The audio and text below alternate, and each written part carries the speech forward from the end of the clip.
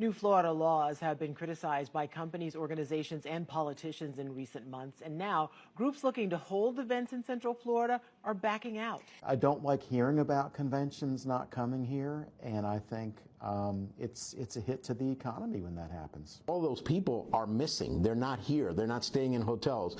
They're not out there eating at our restaurants. They're not going to the attractions. They're not spending money locally on transportation, on entertainment, on retail. So when you add up all the money lost, because we lost that significant a number of visitors, that's where that billions of dollars of economic loss comes into play. We are back with Stacey Ritter, President and CEO of Visit Lauderdale, the marketing arm, the Visitor and Convention Bureau of sorts of Broward County, talking about the impact that the perception or the politics of Florida seem to be having on the convention business and the visitor business. Let's understand the group business, the conference business. They rely on attendees.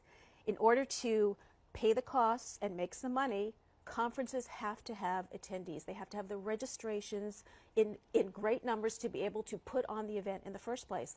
Many of them are concerned that they won't get people coming here, that their conferences won't be successful if they're held in Florida, and they won't get the number of attendees required. That hit, Calvin, exceeds $20 million in lost convention. Yeah, that's another thing real quick too, is I'm almost certain from what I've seen before that Florida currently is leading in the nation #1 inflation, and #2, I believe it's financial distress. It's not a great time. In an event business so far just in Broward, and the tourism folks have begun keeping a list of that, a list of groups who really want to come here for this, but have decided not to, and specifically citing the political atmosphere here. Now, 10 conventions, conferences, and events through next year that chose to go elsewhere, specifically citing the political climate. South Florida always topped the lists of places to go in Florida, but not these days, and those working here continue to struggle. According to the Greater Miami Convention and Visitors Bureau website, occupancy rates down 61%. New at 6, tourism trouble here in the Sunshine State. Florida tourism leaders continue to fret over a lag of international visitors. According to Visit Florida, the state's tourism marketing agency, numbers of international visitors to the state remain far below pre-pandemic levels. Yeah, it is bad. I am almost certain, like they were saying, the tourism is down like crazy, and it just makes it worse. It squeezes things for the older people, and you know, it's bad over there in Florida. People are fucking leaving. Like, we're all leaving. Rachel and I are leaving. Like, we can't fucking... Please watch his entire video. It shows you just the frustration of so many people in Florida, and how so many people in Florida, it's not reported in the news, it's not really talked about, but there are thousands and thousands of people preparing and getting ready to leave because Florida has just gotten ridiculously expensive, and it's #1. Yeah, Florida's #1 in inflation in the country. That's right. Florida is #1 in inflation. Another thing too is it's not just thousands, it's hundreds of thousands. I believe it's a 2025 University of Florida report that 905,000 low-income renters are struggling like never before. So it's really bad. So here's a guy explaining how much it used to just cost to rent a small place, and it's more than doubled. And going to the grocery store is ridiculous. But just living all around Florida, when you're #1 in inflation, it's just one thing after another, after another, after another. And I have so many friends that live down in Florida, and many of them are just like, it's just too much. It's just gotten to be too much. We've had enough. We're moving out. So expect over the next couple of years a huge migration out of Florida. Yeah, you may still get some of the rich folk going down there, but the average Joe, no, the average Joe's leaving. Like and follow for more, and tell me what you think. Yeah, that migration is already happening. I believe the average cost of rent is, you need to be making somewhere around like 30 to 35 an hour for most areas, I believe. Again, don't quote me on that, but it's rough.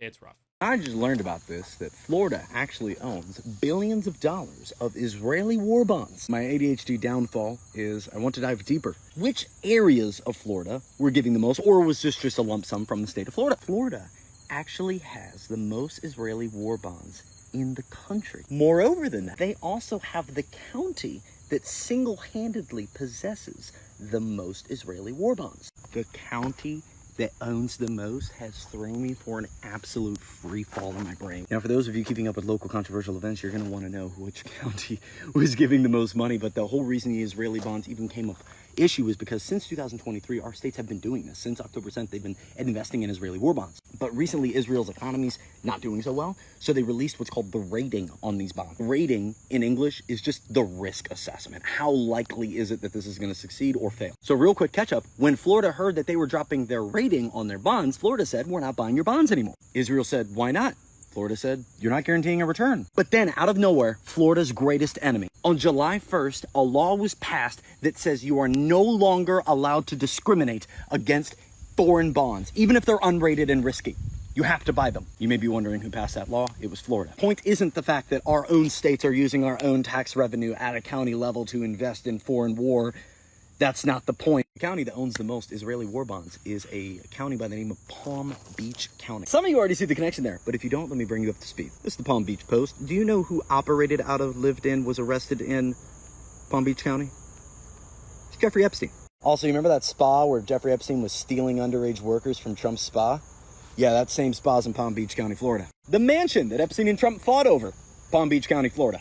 And the guy who was prosecuting Epstein, Palm Beach County. And last one, just for funsies, which county's council's meeting to create a Donald J. Trump Boulevard?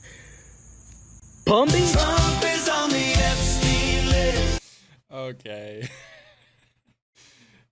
Oh, that's something. A lot of people are talking about Minnesota recently in the news. What about Florida? I mean, again, it's just financial waterboarding, I guess you can say, is a really, really good way to put it. But what about Florida? Florida just ranked as the second most financially distressed state in the entire country. Only where Texas is worse. It's not just an opinion. This comes straight from Google data. So what does financially distressed mean? It means more people are struggling to pay their bills, searching for payday loans, rent help, credit card relief, you name it. They are going to Google for help. And Floridians are struggling to survive here. And let's be real, it's not just hard to see why. Rents in Florida have skyrocketed. Groceries and insurance are completely out of control. Wages really haven't kept up. Families are working 2, sometimes 3 full-time jobs and still can't get ahead.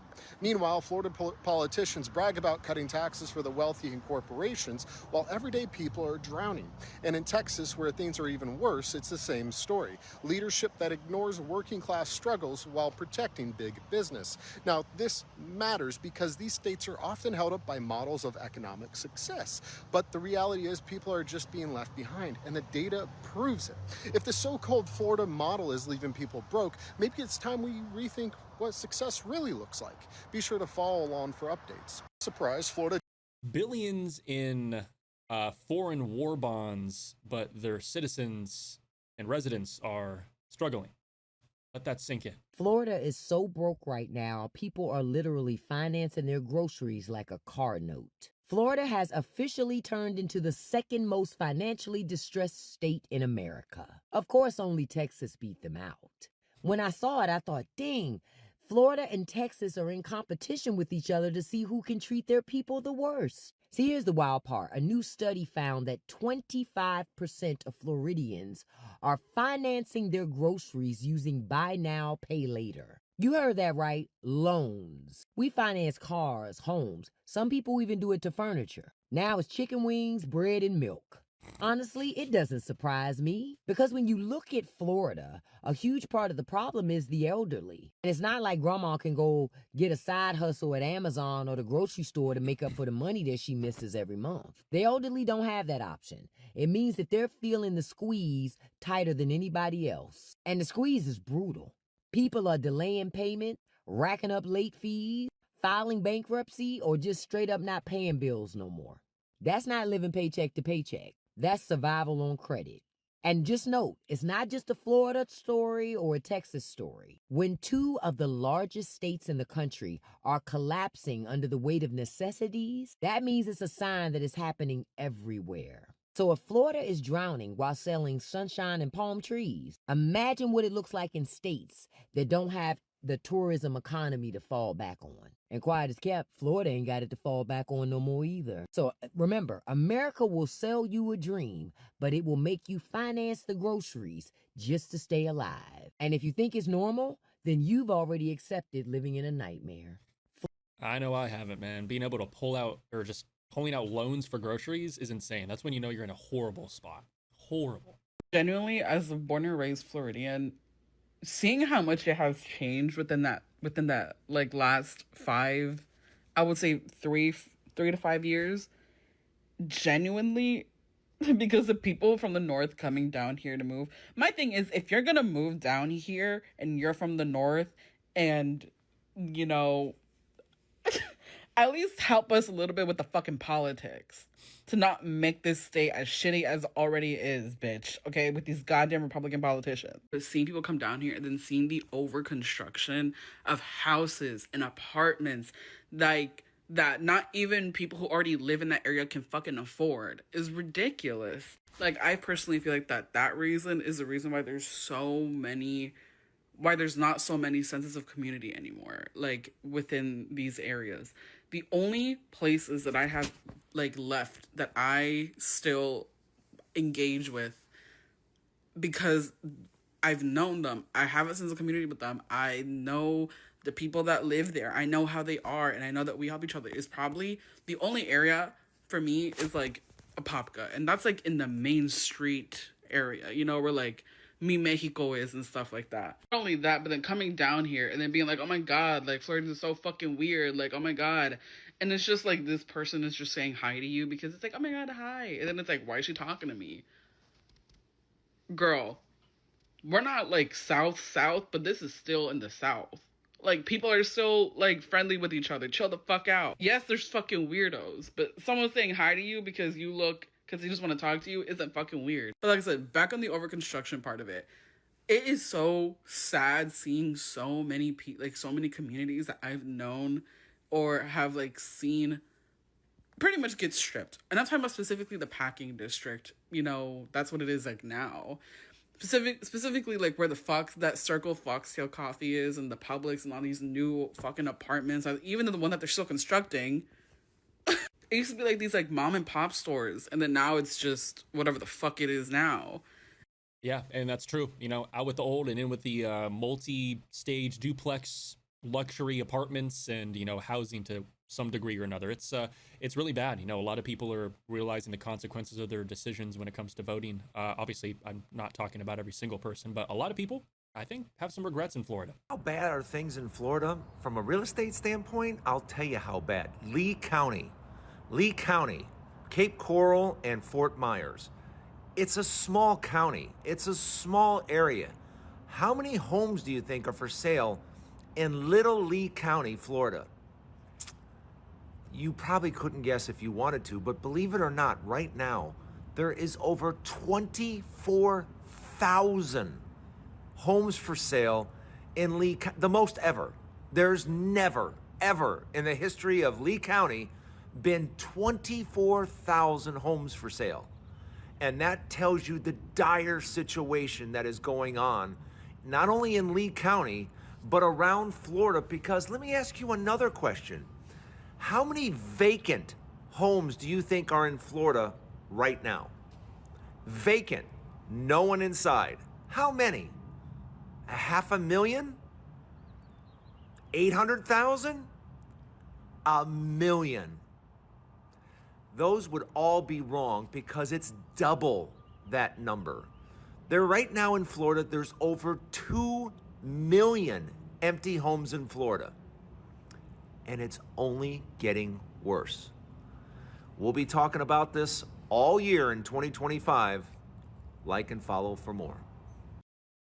In 2026 too, I'm sure now, with all those hurricanes coming in and the lack of affordable home insurance, it's been getting tough. And like we saw on the previous clip, it's just the housing situation is just turning things horrible. But beyond that, though, Florida, I wish you nothing but the best. But I'm biting my tongue. Either way, if you guys enjoyed and want to keep updates on this, like the video and subscribe for more, and I'll catch you in the next one.